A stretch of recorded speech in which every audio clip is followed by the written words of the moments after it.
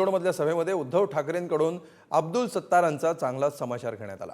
अब्दुल सत्तारांचा सिल्लोडला लागलेला कलंक असा उल्लेख त्यांनी केला। महिलांना शिवीगाळ करणाऱ्यांच्या प्रचाराला मोदी येतात हेच तुमचं हिंदुत्व का असा सवाल उद्धव ठाकरेंनी महायुतीच्या नेत्यांना विचारला।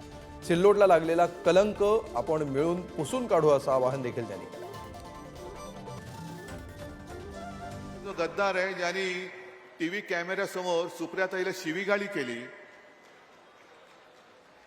आणि हाच माणूस उमेदवार म्हणून त्याच्या प्रचाराला देशाचे पंतप्रधान काल संभाजीनगरला आले होते, छत्रपती संभाजीनगर, त्यांच्या व्यासपीठावरती होता।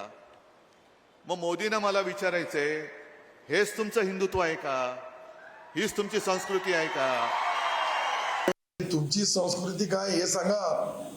मोदी सोबत बोलण्याची त्यांची संस्कृती आहे का? मोदी साहेबांसोबत आम्ही गेल्या वेळेस 19ला निवडणूक लढली आणि मोदी साहेबाला बिन धोका दिला। म्हणजे आम्ही तर कमी महागद्दार हे, आम्ही तर गद्दार नाहीये, पण हे महागद्दार आहे की ज्यांनी मोदी साहेबांचे फोटो लावून निवडणूक लढली। मी त्या युतीचा उमेदवार होतो आणि त्यानंतर सरकार बनवण्याच्या वेळेस खुर्चीसाठी काय केलं, ती खुर्चीचे बी आम्ही बरोबर आणून एक शेतकऱ्याचा मुलगा, काम करणारा, घरामध्ये न बसणारा, पडद्याच्या आडमध्ये फेसबुकवर ऑनलाईनवरच्या ऐवजी चांगला काम करणारा मुख्यमंत्री